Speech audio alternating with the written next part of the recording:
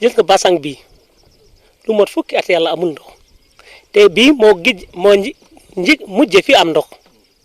gis nga première élevage mu ngi naale mu ngi koy defar 81 ba 85 ñu defar élevage bi ba 86 ñu defar beneen élevage ñetteel élevage bi ba 89 ñu defar ñeenteel élevage bi bu ñu defaree 89 ñeenteel élevage bi mooy benn basang bu nekk fii kër Bilali Kori boobu la commencé ñàkk ndox moom amatul ndox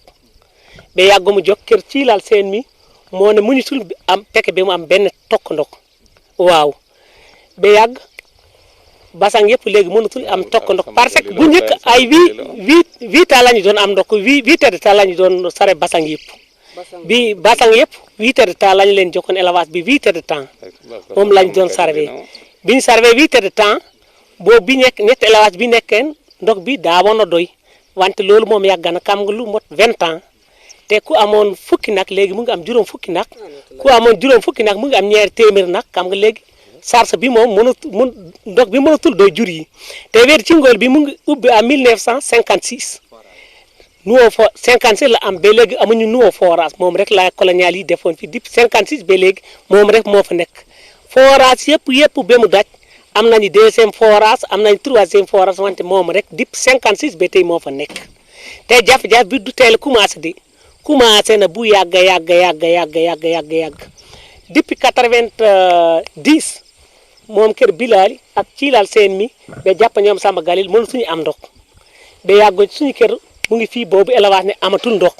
ba yàgg kër dama nay bel moo ci nekk mooy Samba Sera boobu moo ci mujj am ndox amatul bi moo gën a jege forage bi moom ay 1 kilomètre rek ak forage moom moo ci mujj am tuuti ndox ay lu mot ñaari barig ba léegi ñaari barig sax mënatul am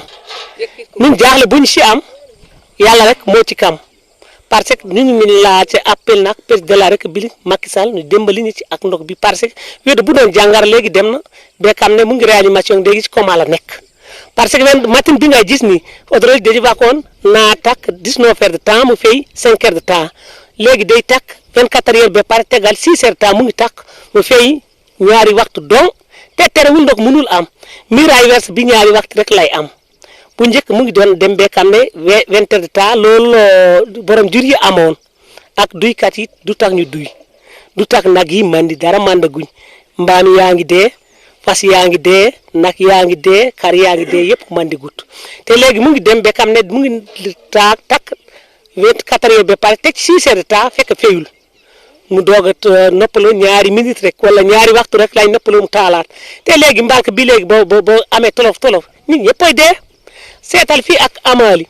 37 kilomètres amul forage ci dëgg bi fii ak Teskere 38 kilomètres amul forage ci dëgg bi fii ak 33 kilomètres te forage amul ci dëgg bi fii ak Niassante 40 kilomètres amul forage ci dëkk bi fii ak Mbayaaw 40 kilomètres te forage amul ci dëkk bi fii ak Mbaar Touba 40 kilomètres wante boom sax ci côté bi am na Bouténi 20 kilomètres la fii ak Biddi 40 kilomètres wante am na beneen forage bu ka nekk ko ci dëkk bi mooy Ganéena te seetal tàngoor yi ak li nga gis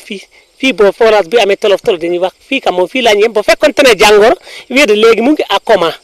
waaw loolu lañ bëggoon lancé